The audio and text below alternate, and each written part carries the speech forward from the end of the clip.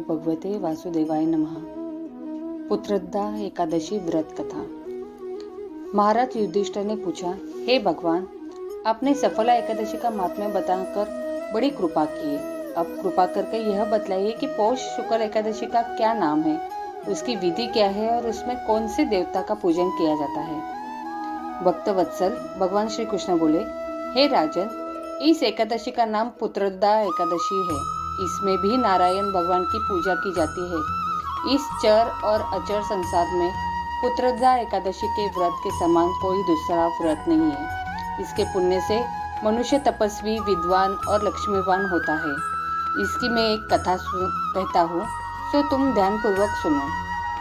भद्रावती नामक नगरी में सुकेतुमान नामक का एक राजा राज्य करता था। उसके कोई पुत्र नहीं था। उसकी स्त्री का नाम शैव्या था। वह निपुत्री होने के कारण सदैव चिंतित रहा करती थी।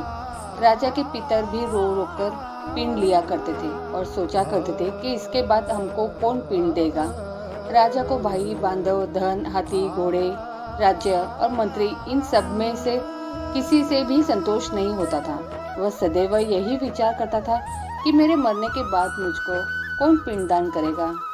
बिना पुत्रों के पितरों का और देवताओं का ऋण मैं कैसे चुका सकूंगा। जिस घर में पुत्र न हो उस घर में सदैव अंधेरा ही रहता है। इसलिए पुत्र की उत्पत्ति के लिए प्रयत्न करना चाहिए। जिस मनुष्य ने पुत्र का मुख देखा है वह धन्य है। उसको इस लोक में यश और परलोक में शांति मिलती है, अर्थात उनके दोनों लोक सुधर जाते हैं। पूर्व जन्म के कर्म से ही इस जन्म में पुत्र, धन आदि प्राप्त होते। राजा इसी प्रकार रात दिन चिंता में लगा रहता था। एक समय तो राजा ने अपने शरीर को त्याग देने का निश्चय किया, परंतु आत्मघात को महान पाप समझकर उसने ऐसा नहीं किया। एक दिन राजा ऐसा ही विचार करता हुआ अपने घोड़े पर चढ़कर वन को चल दिया तथा पक्षियों और वृक्षों को देखने लगा। उसने देखा कि वन में मृग, व्याघ्र, सुअर, सिंह, बंदर, सर्प आदि सब भ्रमण कर रहे थे।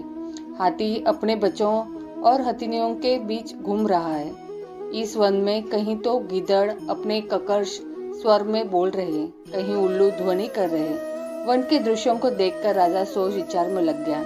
इसी प्रकार आधा दिन बीत गया। वह सोचने लगा कि मैंने कई यज्ञ किए, ब्राह्मणों को स्वादिष्ट भोजन से तृप्त किया, फिर भी मुझको दुख प्राप्त हुआ क्यों। राजा प्यास के मारे अत्यंत दुखी हो गया और पानी की तलाश में इधर उधर फिरने लगा। थोड़ी दूरी पर राजा ने एक सरोवर देखा। उस सरोवर में कमल खिले थे तथा सारस, हंस, मगरमच्छ आदि विहार कर रहे थे। उस सरोवर के चारों तरफ मुनियों के आश्रम बने हुए थे। उसी समय राजा के दाहिने अंग फड़कने लगे। राजा शुभ शकुन समझकर थोड़े घोड़े से उतरकर मुनियों को दंडवत प्रणाम करके बैठ गया। राजा को देखकर मुनियों ने कहा, हे राजन, हम तुमसे अत्यंत प्रसन्न हैं। तुम्हारी क्या इच्छा है सो कहो। राजा ने पूछा, महाराज, आप कौन हैं और किस लिए यहाँ आए हैं, कृपा करके बताइए। मुनि कहने लगे कि हे राजन, आज संतान देने वाली पुत्रदा एकादशी है। हम लोग विश्वदेव हैं और इस सरोवर में स्नान करने के लिए आए हैं। यह सुनकर राजा कहने लगा कि महाराज, मेरी भी कोई संतान नहीं है। यदि आप मुझ पर प्रसन्न हैं तो एक पुत्र का वरदान दीजिए। मुनि बोले, हे राजन, आज पुत्रदा एकादशी है। आप अवश्य ही इसका व्रत करें। भगवान की कृपा से अवश्य ही आपके घर में पुत्र होगा। मुनि के वचनों को सुनकर राजा ने उसी दिन एकादशी का व्रत किया और द्वादशी को उसका पारण किया। इसके पश्चात मुनियों को प्रणाम करके महल में वापस आ गया। कुछ समय बीतने के बाद रानी ने गर्भ धारण किया और 9 महीने के पश्चात उनके एक पुत्र हुआ।